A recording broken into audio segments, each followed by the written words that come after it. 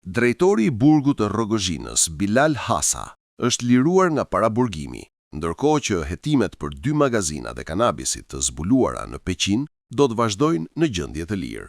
Për këtë rast, autoritetet kanë shpallur në kërkim vëllain e tij.